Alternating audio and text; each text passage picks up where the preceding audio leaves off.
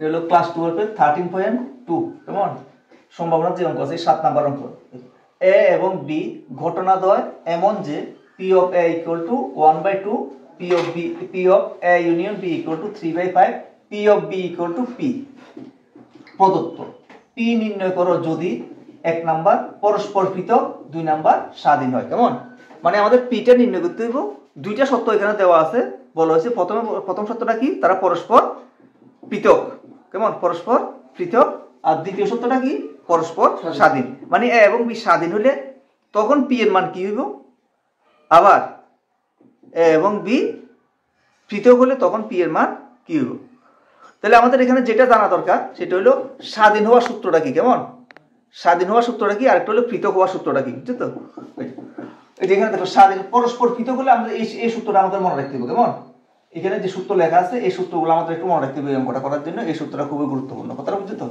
এই যে সূত্র আছে এই সূত্রগুলো খুবই সাহায্যে আমরা অঙ্কগুলো করব তাহলে প্রথম সূত্রটা কি আছে পরস্পর পৃথক হলে সূত্রটা কি P of A intersection B equal to 0 P of A intersection বিটা কি হইব 0 অথবা A intersection B equal to pi হ্যাঁ পাই এর যখন সম্ভাবনা এটা কত হয় 0 হয় 0 তাহলে এটা হলো প্রথম অঙ্কটা করার ক্ষেত্রে কেমন আর আমাদের যে সম্ভাবনার গুণের যে সূত্র আছে গুণের সূত্র জানি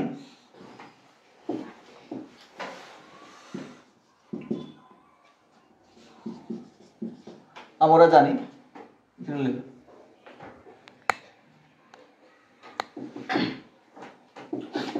P of A union B equal to P of A যোগ P of B minus P of A intersection B আচ্ছা এবার এখানে P of A union B এর মান কত দেওয়া আছে এখানে P of A union B টা দেওয়া আছে কেমন কত দেওয়া আছে এখানে 3/5 তাহলে এখানে হলো 3/5 এটা হলো P of A union B সমান সমান আমরা এটা এক নাম্বারটা করতেছি কেমন আর P of A টা কত দেওয়া আছে P of A equal to দেওয়া আছে হাফ P of A এর মান কত হাফ এটা দেওয়া আছে 1/2 দেওয়া আছে P of A আচ্ছা প্লাস P of B টাও দেওয়া আছে এটা কত দেওয়া আছে P of B এর মান কত দেওয়া আছে P এই যে P of B equal to P আচ্ছা মাইনাস আবার হলো P of A intersection B টা কত 0 কেন 0 হইব কত দেখি কারণ এটা পরস্পর পৃথক আমরা জানি পরস্পর পৃথক হলে কি হয় এই যে পরস্পর পৃথক হলে P of A intersection B equal to 0 পরস্পর পৃথক হলে P of A intersection B 0 কথাটা বোঝা গেছে আচ্ছা তাহলে এবার এখান থেকে আমরা P এর মানটা নির্ণয় করি তাহলে P এর মানটা আবার এখানে ক্যালকুলেশন করলে কত আসে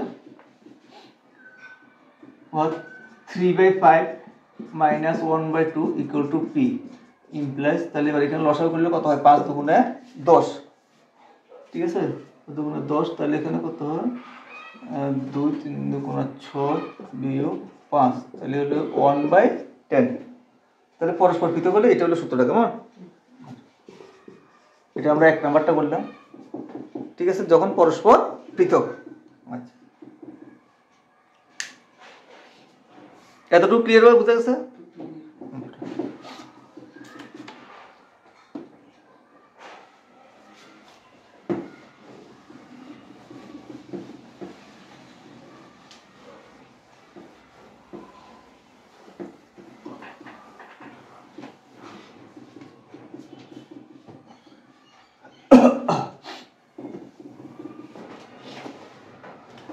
দুই নাম্বার কি বলেছে পরস্পর স্বাধীন তো স্বাধীন হলে আমাদের সূত্রটা কি মনে আছে নি স্বাধীন হলে সূত্রটা কি ছিল P of A intersection B equal to P of A into P of B আচ্ছা আর দুই নাম্বারটা লেখা এখানে দুই নাম্বার কি আছে স্বাধীন A ও B স্বাধীন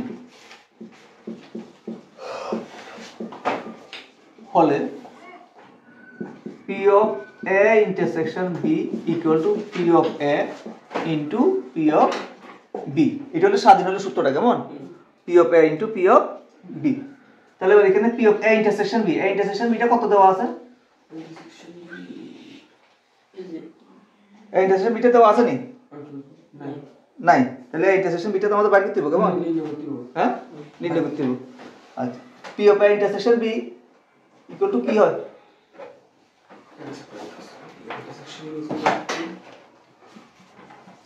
P of A intersection B এর সূত্র মনে আছে নি আচ্ছা P of A তো জানা আছে নাকি পি অফ বিও জানা আছে। তাহলে যেগুলো যেগুলো জানা আছে প্রথমে এগুলো লেখো।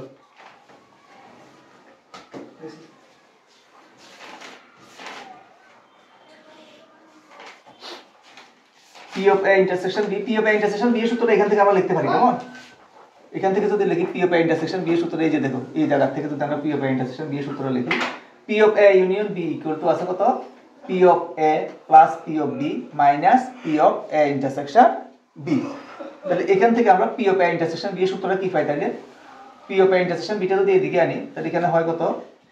P of A intersection B equal to লেখা যায় পি অফ এ যোগ P of B, P of A যোগ P of B minus P of A union B. এই যে P of A intersection B এর সূত্রটা লিখতে হবে কেমন? সূত্রটা কোথা থেকে লিখছি বুঝছো তো? এই যে এখান থেকে P of A union B equal to P of A যোগ P of B minus P of A intersection B. তো এখান থেকে যদি আমরা এ ইন্টারসেকশন বিটা এদিকে আনি, এটা যদি এদিকে আনি তাহলে এই সূত্রটা হয়, ঠিক আছে? আর এদিকে কত আছে? P of A into P of B. এবার এখানে মানগুলো বসাই দিই। পি অফ এ এর মান কত আছে? Half plus P of B এর মান হলো P minus P of A union B, এটার মানও দেওয়া আছে, কত আছে? 3/5। P of A union B 3/5। আর এটার মান কত? পি অফ এ দেওয়া আছে কত? হাফ আর ইনটু কত? পি। তাহলে এবার এখান থেকে আমরা মানগুলো নির্ণয় করি, তাহলে কত হয় এখানে দেখুন। মানগুলো যদি নির্ণয় করি এখন, এখানে ক্যালকুলেশনটা করতেছি কেমন? পি যেগুলো আছে সব একদিকে নিয়ে আসি কেমন? তাহলে এটা এখানে আছে 1/2 plus P minus 1/2 into P, এদিকে হলো কত? 3/5। এটা এদিকে আনলাম কেমন? আচ্ছা, এই হাফটা ওইদিকে নিয়ে নি, হাফটা ওইদিকে আর রাখি না, যেহেতু হাফটা এখানে আছে তাহলে এদিকে তাহলে হাফটা কত হইব? মাইনাস হবে কেমন? তাহলে এবার এখানে কত আসে? লসাগু করলে কত? 2। তাহলে 2p minus p equal to, এটা হলো 5 দুগুণে 10, 10 হলে এখানে কত হয়? 2 2 কত? 6 আর এদিকে হলো কত? 5। তাহলে এবার এখানে লসাগুটা করলে কত আসে? p/2 সমান সমান এদিকে কত? 1/10 ইমপ্লাইজ। এবার এখানে কত হয়? কোনাকুনি যদি গুণ করি 1/5, তাহলে 10p সমান সমান হলো কত? 2 বা p ইকুয়াল টু 1/5 এটাই আমাদের উত্তর। p equal to